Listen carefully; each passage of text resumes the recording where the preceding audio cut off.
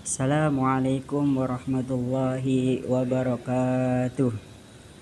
Alhamdulillahi rabbil alamin. Wabihi nasta'inu ala umurid dunya waddin. Wassalatu wassalamu ala ashrafil anbiya wal mursalin. Sayyidina wa maulana Muhammadin amma ba'd. Alhamdulillah, di pagi menjelang siang ini kami dan kita semua masih bisa berkumpul dan bertatap muka dengan maksud yaitu untuk belajar bersama dalam perkuliahan makroekonomi Islam. Kami di sini akan mendiskusikan atau mempresentasikan hasil diskusi kami yang telah kami buat beberapa hari lalu, dan kami mencoba untuk mempresentasikan ya. Sebelum ke pembahasan, alangkah baiknya kita berkenalan dulu. Nama saya itu Hairudin, dan kelompok saya yang pertama itu Dina Herlina, dan selanjutnya yaitu Siti Nurhalima atau Teh Ana. Dan mereka berdua sekarang sedang berlibur di rumah, jadi saya mewakilkan mereka untuk menggantikan tugas ini ya. Dari pembahasan kali ini kita akan ke kebijakan fiskal dalam ekonomi Islam, yaitu mata kuliah makroekonomi Islam, dosen pembimbing Heni Mulyasari STMAG. Nah, tema pembahasan kali ini teman-teman yaitu yang pertama tentang pengertian kebijakan fiskal, kemudian tujuan dari kebijakan fiskal itu sendiri apa ya, dan yang terakhir itu tentang instrumen-instrumen kebijakan fiskal. Oke, kita lanjut ke slide selanjutnya. Nah, inilah tim penyusun dari pembuatan makalah kita, yaitu dari Teh Herlina, saya sendiri Hairudin, dan Siti Nurhalima, dan dosen pembimbing kita ibu tercinta yaitu Ibu Heni Mulyasari STMAG. Oke, kita ke pembahasan. Pembahasan pertama yaitu mengenai tentang pengertian kebijakan fiskal. Kalian pasti tentunya sudah sering mendengar atau baru mendengar tentang kebijakan fiskal. Jadi saya coba ingin mendiskusikan tentang pengertian kebijakan fiskal itu sendiri. Kebijakan fiskal adalah sebuah langkah-langkah yang diambil pemerintah untuk membuat perubahan dalam bidang perpajakan dan pengeluaran pemerintah dengan maksud untuk mempengaruhi pengeluaran agregat atau keseluruhan dalam perekonomian. Maksud dari pengertian kebijakan fiskal di atas secara gampangnya itu jadi langkah-langkah yang diambil pemerintah ya untuk melakukan perubahan atau membuat perubahan dalam bidang perpajakan. Jadi kan di suatu negara pasti ada pajaknya kan. Nah, jadi untuk merubah bidang perpajakan dan pengeluaran pemerintah dengan maksud apa? Yaitu untuk mempengaruhi pengeluaran agregat atau pengeluaran pemerintah suatu negara dalam perekonomian. Nah, itulah sedikit tentang pengertian dari kebijakan fiskal. Nah, slide selanjutnya yaitu tentang tujuan kebijakan fiskal. Ada banyak sih tujuan tentang kebijakan fiskal, tapi saya di sini akan mereview atau mendiskusikan dari tujuan kebijakan fiskal dalam Islam itu mencakup 3. Yang pertama yaitu menciptakan stabilitas ekonomi.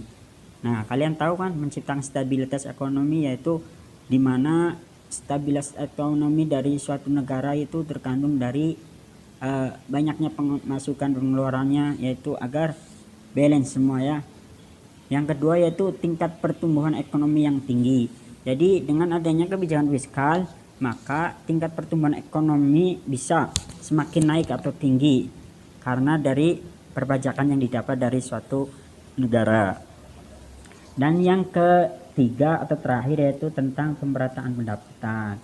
Jadi tujuan dari kebijakan fiskal yaitu yang paling mendasar adalah agar pendapatan di suatu negara atau pemerintah itu dapat merata atau terrealisasikan ke semua masyarakat, baik lapisan atas sampai lapisan bawah.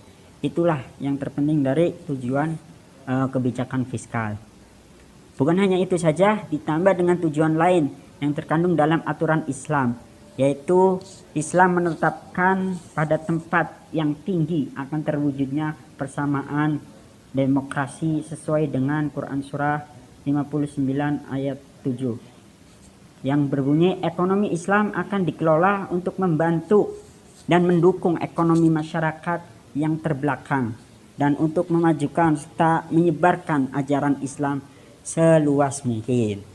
Jadi itu tujuan dari kebijakan fiskal ya, untuk membantu dan mendorong ekonomi masyarakat yang masih terbelakang atau masih kurang lah, untuk bisa menjadi meningkat dan serta mengajak atau memajukan dan menyebarkan agama Islam secara luas. Yang slide ketiga yaitu menjelaskan tentang instrumen kebijakan fiskal. Dalam perspektif ekonomi Islam, kebijakan fiskal memiliki dua instrumen. Yang pertama yaitu kebijakan pendapatan yang tercermin dalam kebijakan pajak. Dan yang kedua yaitu tentang kebijakan belanja pengeluaran negara. Jadi instrumen kebijakan fiskal ini tersendiri telah disinggung dari pengertian kebijakan fiskal, di mana tadi pengertiannya yaitu sebuah langkah-langkah yang diambil pemerintah untuk membuat perubahan perpajakan dan pengeluaran, ya khususnya yaitu pengeluaran agregat di suatu pemerintahan negara. Nah, jadi instrumen kebijakan fiskal ini ada dua, yang tadi kebijakan pendapatan tercermin dari kebijakan pajak, ya kan? Nah, jadi pendapatan negara itu salah satunya dari perpajakan. Nah, itu menjadi instrumen. Dan yang kedua itu kebijakan belanja. Setelah ada pemasukan pajak dari suatu negara, maka otomatis pemerintah negara akan mengeluarkan belanja atau pengeluaran negaranya. Dengan tujuan pengeluaran negara yaitu untuk pemerataan keadilan yang ada di negara tersebut. Jadi itulah dari instrumen kebijakan fiskal yang kita rangkum ya. Nah, slide terakhir yaitu tentang any question, apakah ada pertanyaan? Mungkin itu sedikit dari presentasi atau diskusi kami di kesempatan kali ini. Bila dari teman-teman ada yang ingin bertanya atau belum paham tentang apa yang kami jelaskan, maka jangan sungkan-sungkan untuk komen di bawah ini. Dan jangan lupa untuk subscribe ya, subscribe channel ini agar kami semangat untuk membuat video selanjutnya. Nah, terima kasih untuk teman-teman semua yang telah menyimak, mendengarkan apa yang telah kami sampaikan. Semoga memberikan manfaat kepada kalian semua. Dan apabila ada tutur kata atau tingkah laku yang kurang, mohon dimaafkan, karena kebenaran hanyalah milik Allah dan kesalahan hanyalah milik kita. Mungkin sekian dari presentasi kami, mohon maaf. Wabillahi taufiq wal hidayah. Wassalamualaikum warahmatullahi wabarakatuh.